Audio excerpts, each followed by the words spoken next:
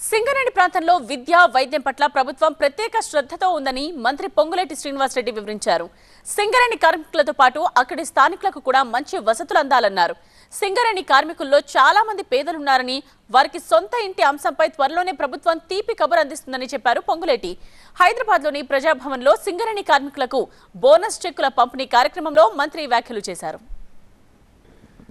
సింగరేణి ఉద్యోగస్తులకు కానీ ఆ ప్రాంత ప్రజలకు కానీ ఏదైనా వైద్య రీత్యా ఇబ్బంది జరిగినప్పుడు కార్పొరేట్ హాస్పిటల్ అంటే ఎమ్మటే అంబులెన్స్లో ఎక్కించి హైదరాబాద్కు షిఫ్ట్ చేస్తున్నాం ఈనాడు.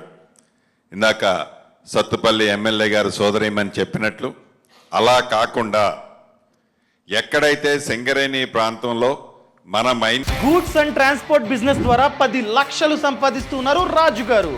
మీరు వారి నుండి బిజినెస్ గురించి నేర్చుకోవాలా? అయితే ఫ్రీడమ్ యాప్ని డౌన్లోడ్ చేసుకోండి. ఉన్నాయో తప్పకుండా ఇందాక బట్టి గారికి నేను చెవులో చెప్పేది, రిక్వెస్ట్ చేసేది కూడా అదే. ఆ ప్రాంతంలోనే హైదరాబాదులో టాప్ వైద్యం ఏదైతే దొరుకుతుంది అని నమ్మి ఆ ప్రాంతాల నుంచి మనం హైదరాబాద్ షిఫ్ట్ చేస్తున్నామో అలా షిఫ్ట్ చేయకుండా సింగరేణి ప్రాంతాలలోనే ఆ టైపు ఆ రేంజ్లో కార్పొరేట్ హాస్పిటల్స్ కట్టాల్సిన బాధ్యత నైతికంగా మనందరి మీద ఉంది. అదే దిశలో విద్య